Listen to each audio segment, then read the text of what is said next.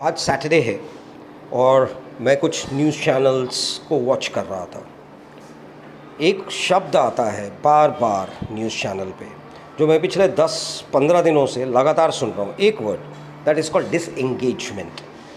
हाँ, news organisations उसका इस्तेमाल Indo China relations, Indo China incursions, जो इश्यूज़ हैं, कंट्रोवर्सीज़ हैं, उनको लेकर बार बार इसका इस्तेमाल करती है। Disengagement process is on, disengagement में ये हुआ, ये वो हुआ, and all those stuff. I don't want to get into all those.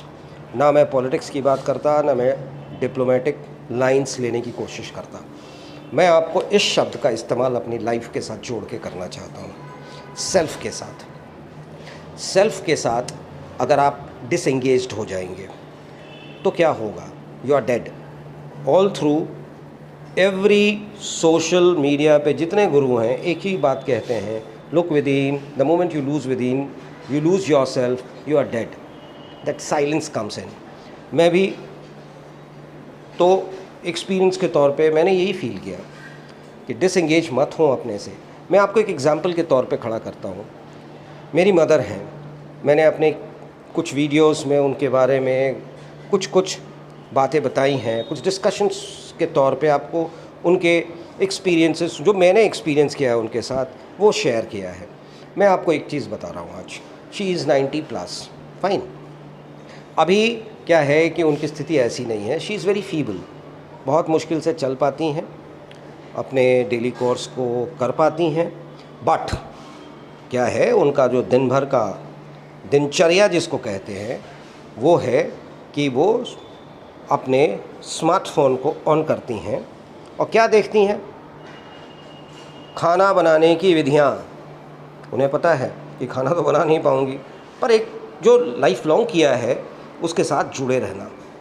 दूसरी चीज़ वो देखती हैं कि हिंदी की, शी इज़ अ डीलीट इन हिंदी, तो हिंदी लिटरेचर में तो हिंदी से जुड़ी चीज़ों को वो पढ़ने की कोशिश करती हैं। आँख कमज़ोर है तो मैग्नीफाइंग प्लेट लेकर वो देखने की कोशिश करती हैं, पढ़ने की कोशिश करती हैं। आज एक अच्छा वाक़या हुआ, एक किताब मेरे टेबल पे पड़ा हुआ था, हिंदी, इंटरनेशनल हिंदी। वो मेरे पास आई, ये किताब मैं ले लूँ, मुझे पढ़ना है। मैंने कहा कि ले लो। पर सोचिए, लाइफ के साथ जुड़कर रहना, हर उन चीज़ों को आज तक, अभी तक जीना, यही है to get engaged with your life. And that is only possible when you have a self. Self आपको कहता है कि आप हर उस चीज़ के साथ जो आपने जिया है अपनी पूरी ज़िंदगी भर, जुड़े रहें अंतिम सांस तक। आपको वो खुशी मिलती रहेगी जो हमेशा मिला है, जो फिज़िकल प्रॉब्लम्स, मेडिकल इश्यूज़, आपके जो कभी कभी डिसेबिलिटीज़ भी हो जाती हैं, कभी कभी आप वीक हैं ऑफ कोर्स, तो कुछ लिमिटेशंस भी हो जाती हैं, पर उनको कवर अप करने के लिए ये सेल्फ़ आपको एक बूस्टअप करता है आपको जीने के लिए। आप अगर उसके साथ जी रहे हैं तो आप अपने लाइफ से एंगेज्ड रहेंगे, कभी डिटैच्ड नहीं होंगे। और डिटैचमेंट जिस दिन आपके मन में आ जाएगा कि आपको अपने लाइफ से तंग आ गए हैं, अब आपको लाइफ नहीं जीना है, I tell you, it even at young age people die because they get detached from their life, detached from their self, they commit. ये सुसाइड्स होती हैं, क्यों होती हैं? क्योंकि आप अपने आप से डिटैच्ड हो जाते हैं। आपको लगता, आप पे जो एक्सटर्नल इन्फ्लुएंसेस हैं, एक्सटर्नल फैक्टर्स हैं, वो इतना ज़्यादा स्ट्रांगली इन्फ्लुएंस कर देती हैं कि आप अपने सेल्फ से दूर भागते हैं। और इस भागने के प्रोसेस में आप अपने को एंड करते हैं, या तो लाइफ को एंड करते हैं या जीने पे लगाम लगा लेते हैं, यानी कि आप उस पर रोक लगा देते हैं। तो जब आप दोनों ही एंड पे, एंड हो गया लाइफ, तो you are no more to witness it even. But अगर आपका एंड नहीं हुआ लाइफ, तो आप घुट घुट के जीते हैं। वाई?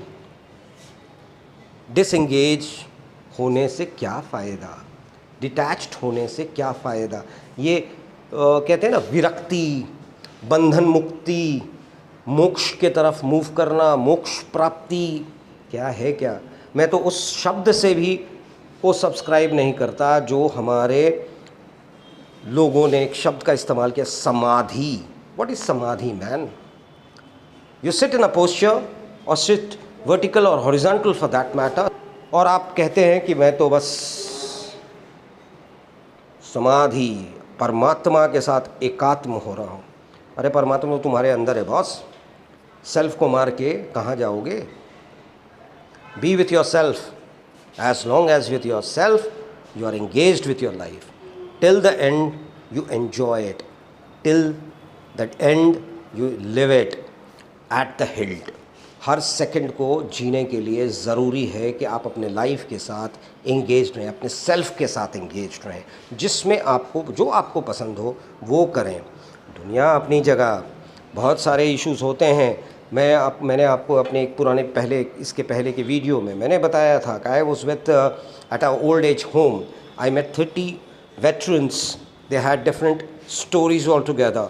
मैंने उनकी स्टोरी को डिस्कस करना बेहतर नहीं, क्योंकि उनमें हाँ उनके इंस्पिरेशनल पार्ट को मैं लेकर आपके साथ डिस्कस करता रहूँगा, पर सबसे बड़ी चीज़ है उस पूरे इंस्पिरेशनल पार्ट का जो एक क्रक्स है वो है कि वो जीना चाहते हैं। वो जीना चाहते हैं अपनों से दूर। अपनों ने उनको दूर कर दिया, कोई बात नहीं, अपने मिल गए वहाँ।